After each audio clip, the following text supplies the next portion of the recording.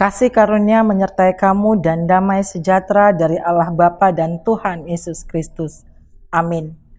Saudara yang terkasih dalam nama Tuhan Yesus Kristus, firman Tuhan hari ini yang boleh memberikan semangat yang baru untuk kita tertulis dalam surat Apostel Paulus kepada jemaat Efesus dalam Efesus 1 ayat ke-11. Beginilah firman Tuhan. Aku katakan di dalam Kristus karena di dalam Dialah kami mendapat bagian yang dijanjikan. Kami yang dari semula ditentukan untuk menerima bagian itu sesuai dengan maksud Allah yang di dalam segala sesuatu bekerja menurut keputusan kehendak-Nya. Demikian pembacaan firman Tuhan. Saudara yang terkasih dalam nama Tuhan Yesus, kita pasti masih mengingat lagu anak sekolah minggu yang begini nyanyinya. Yesus pokok dan kitalah carangnya, tinggallah di dalamnya. Yang mau diingatkan dari lagu itu, kita adalah carang, kita adalah muridnya, yang berarti kalau carang itu mau berbuah, mari hidup melekat dengan pohon itu. Murid yang mengaku kita adalah pengikut Kristus, mari kita hidup dengan menghidupi pengajaran-pengajaran yang diberikan oleh Tuhan Yesus. Saudara berusaha untuk tetap hidup di dalam firman Tuhan, itu membutuhkan pondasi yang kuat agar kita boleh bertumbuh dan menghasilkan buah-buah kebaikan. Dan setiap orang yang mau hidup dalam Kristus, dia akan memenuhi, dia akan menerima janji Allah. Janji Allah, janji keselamatan yang diberikan kepada tiap-tiap orang yang percaya kepadanya. Dan hanya Allah yang mampu memberikan itu. Mau sehebat apapun manusia, mau sekaya apapun itu orang, dia tidak bisa memberikan janji-janji Allah. Hanya Allah yang sanggup, saudara. Karena itu mari kita tetap mengandalkan Allah dalam kehidupan kita. Mari tetap fokus di dalam pengajaran, di dalam bimbingan yang diberikan kepada kita. Di dalam Kristus, keselamatan yang dijanjikan oleh Allah itu tergenapi secara sempurna. Secara sempurna, saudara. Betapa berbahagianya kita, orang-orang yang berharap kepada Tuhan, karena kita akan menerima janji Allah yang digenapi di dalam Kristus Yesus. Karena itu saudara, biarlah seluruh gerak kehidupan kita itu tetap berfokus kepada pengajaran Kristus. Kita mau membuka hati kita, pikiran kita tetap dikuasai Roh Kudus, sehingga kita boleh tetap berjalan di dalam kebenaran, di dalam kekudusan yang dikehendaki oleh Allah.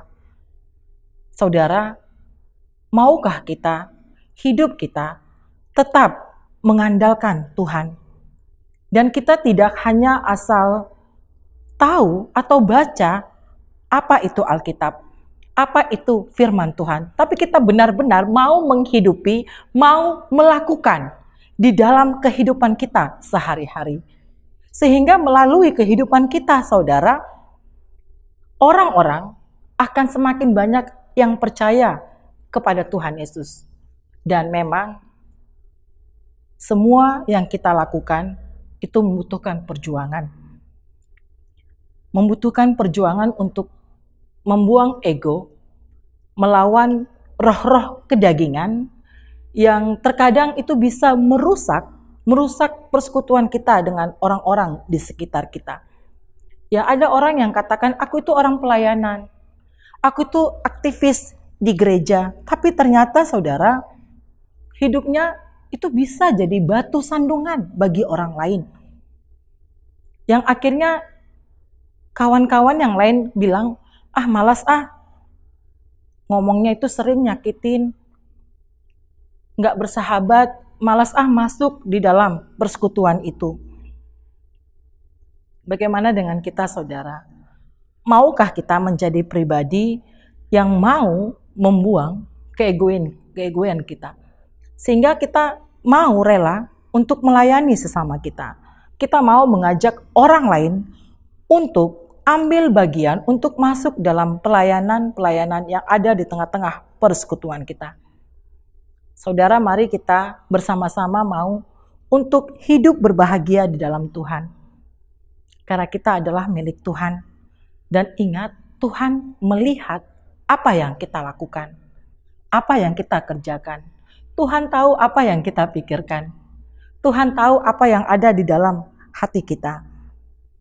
Dan kita semua pasti mau, saudara, ketika kita meninggalkan dunia yang indah ini, kita nantinya akan bersama-sama berada di dalam rumah Bapa di sorga. Mari saudara, kita sama-sama berjuang untuk menerima bagian janji keselamatan yang sudah disiapkan Allah untuk kita.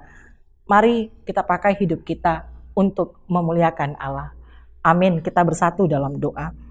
Tuhan, kami mengucap syukur Engkau memberikan kami kesehatan, memberikan kami kesempatan yang indah, agar kami boleh menyiapkan hati kami untuk menerima bagian yang sudah Tuhan berikan kepada kami.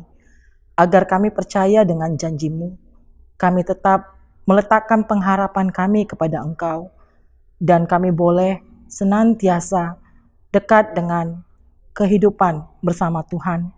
Kami mau melakukan kehendak-Mu di dalam kehidupan kami sehari-hari. Tuhan, kasihani kami, berikan kami kekuatan yang baru, agar kami boleh meninggalkan sifat-sifat kedagingan kami yang boleh merusak persekutuan kami.